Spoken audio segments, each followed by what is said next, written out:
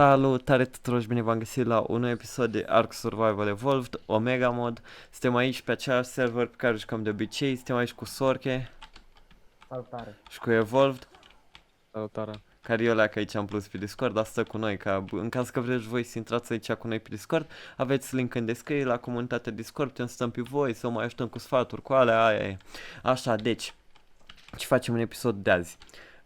Avem un Omega Starfire Araneo și un Ultimate Singularity Pulmino care putem să-l luăm ca Omega, că-l facem. Hai să facem asta o Omega prima dată.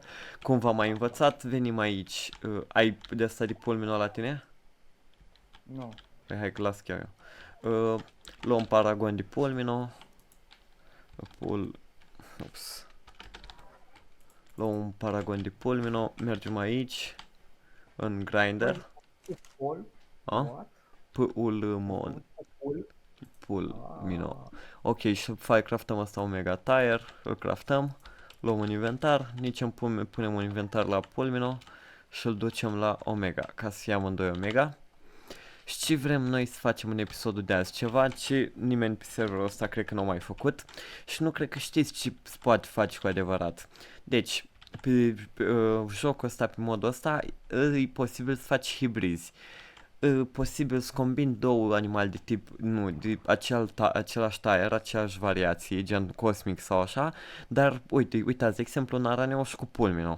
Chiar dacă astea zise dinainte, de exemplu, ai voie să combini cum e scris aici, de exemplu, e posibil Prex plus Dodo, uite, araneu ăsta îl facem noi, araneu plus pulmino, spino plus tego și tot așa. Puteți să le combinați voi, să vă faceți voi ideea. De exemplu, puteți să combinați un absorbent cu un gardian sau ce vreți voi, dar trebuie să iei în același timp, adică trebuie să iei amândoi cosmic. Bun, înainte să vă explic cum funcționează, trebuie să craftați Gene Splicer-ul ăsta înainte, pe care îl craftați aici în Omega. Intrați aici, căutați Gene și învățați asta și îl craftați. Vedeți voi ce vă cere 100 dinozaure, e destul de complicat dacă e așa, bine complicat, mult zis, de craftat, că dacă ajungeți în punctul ăsta e clar că e ușor de craftat și intrați în el. Ce vă arată? Select female, select male și view possible. Aici vedeți ce combinații puteți să faceți. Dar asta nu ne interesează pe noi, că noi știm ce combinații vrem să facem și dăm select female și căutăm Araneo. Și ne dă Omega Starfire Araneo. Asta vrem noi să luăm. Și selectă mail, luăm Pulmino. Omega Singularity Pulmino. Bun. Le-am dat. Astea am selectat pe amândoi. Las chiar eu. Soul Shards ne trebuie. 16 mai exact. Care nu sunt aici. Actually sunt cărți, așa-i? Sau le-ai luat-o? Nu trebuie Soul, trebuie Paragon. Trebuie Paragon? Da. Le las că le iau eu. Nu, trebuie Soul Shards. Ha, ha. Da, Soul Shards. Așa, hai vină încoace, ca să dăm aici, să te uiți. Așa, și putem să apăsăm butonul ăsta, Splice, Soul Shards to be used, aici. Și apăsăm pe butonul ăsta. Și nu, ok. Și asta o să cace, s-o căcat un ouț, băieți. Și e actually incubating. Omega Starfire. Și asta o să iasă de la super șmecher, nu? Pula sera, copii. Aoleu, stai că ai intrat în mijlocul videoului, ok, întâlniți pe Sebi. Așa, și asta o să iasă de la direct hibrid, Da. nu? Ok, Da. și o să revenim noi în cât timp să faci, stai să-i selectezi o temperatură aici. E prea... E automat, e automat. Nu, e automat. nu, dar e rău. Trebuie să-l dau mai cald. Așa, și să-i dau eu mai cald. Ia vedem? Mâncă Mai puțin. un pic. Da, Încă da. vreo 3 așa. Mai trebuie? Perfect. Perfect. Fix Și acum așa trebuie. are incubation boost. De fapt nu, numai puțin cred că trebuie, 2 secunde. Că acum E stabilim. perfect, e perfect. Nu, că trebuie să apară cu verde ca să fie. Nu, încă Nu, unul. nu. Ok, Și mai de încă unul. ia să vedem. Așa, Perfect. asta trebuie să fie. Ok. Și are, după cum vedeți, are incubation boost 20%. Să facem 40 de minute, deci presupun că ce să facem, revenim în 40 de minute să vă arătăm hibridul. Așa, mă băieți, am revenit, ce să vedeți, am murit în cave, ne-au dispărut iar itemele, așa că asta o să fie ultimul episod de pe serverul ăsta. Cel mai probabil nu o să mai avem episoade, eventual poate mai intrăm și mai filmăm ce mai fac băieții, că eu nu mai am răbdare să intru să farmez câte 4-5 ore să fac câteva iteme și după aia să mor în chef și să-mi dispară itemele. Așa că mai bine, da, pe asta zic, așa că mai bine îmi lasă. Poate dacă așa mai ziceți voi jocuri în comentarii și ne apucăm de alte jocuri. What? Așa. Și pe asta Uite, vezi? bagă-l în sol, bagă în sol și scoate-l.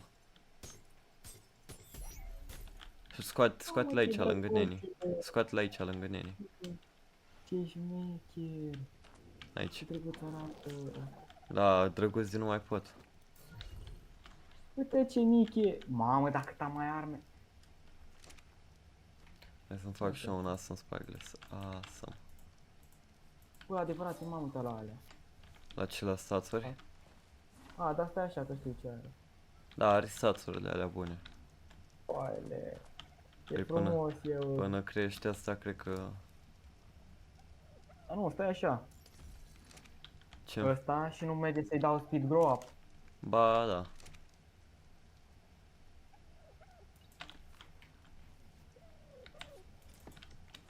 Da, să bag carne în nenii repede. Presupun că asta carne mănânc.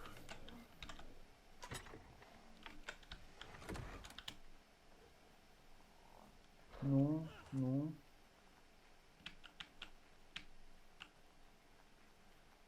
Ia, oare e în rază? Bine. Coai nu mai am carne. Gata, mă. Ai niște carne, las că fac eu acum repede cu lup. Mai filmezi acum? Da, păi asta e, filmează acum. Bă, dar nu-i corect. Ce? Că nu-l face de la șmecher, tu știi ce stațuri are. Nu merge, Adică? bă, ișat. Ce? Păi nu vezi ce stațuri are. Cum adică ce stațuri are? Păi are 558 în damage și 4k viață. Da, coai, uite-te la puncte, ești prost, nu la Deci procente. degeaba are puncte. Hai Degeaba că are deci, puncte. Tu uite vezi? la că degeaba are puncte, doamne, cu cine mă joc. Stai așa să vezi tu. Bă, ce prostie, foai. Dar bă, dar uite cât mai clești are, nu e normal să aibă așa mare clești. N-aș fi crezut. Așa, și acum ca să facem noi paragoane pentru ăsta, pentru că na, nu merge nici cu de-alea de araneu, Fac nici degeaba. cu de-alea de pulmino. Trebuie să luăm noi, luăm așa, araneo. Ok, nu. Stai că, ba nu, am intrat în ăla corect. Le-ai luat. Ce să iau, eu n-am mai nimic. Astea. Avem 12 și parcă mai aveam într-un chest aici. Astea sunt toate de pulmino. Avem 1, 2, 3, 4, 5, 1, 2, 3, 4, 5, 6, 30, 35, nu? Da, 35 de pulmino.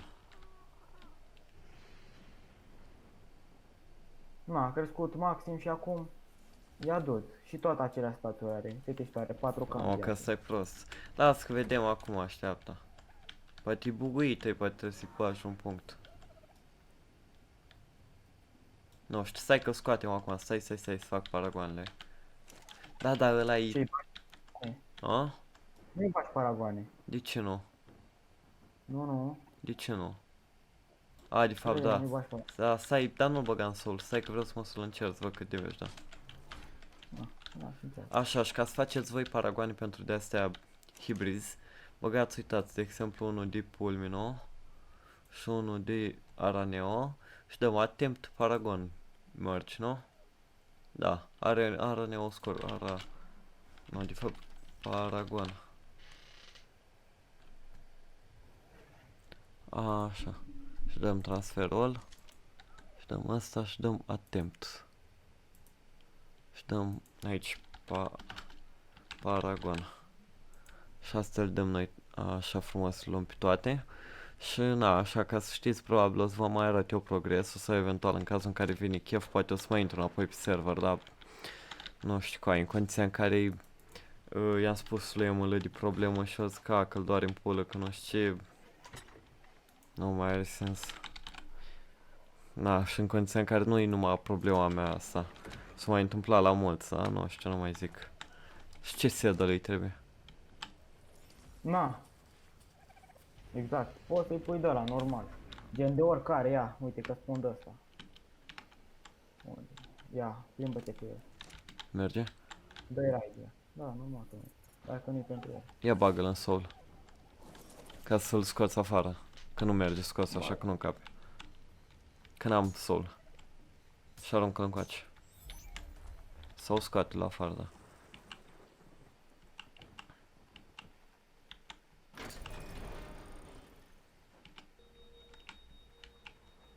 Băi, de bugui rău, mă, nu înțeleg ce are. Lasă. Mamă, ce ciudat se vede camera.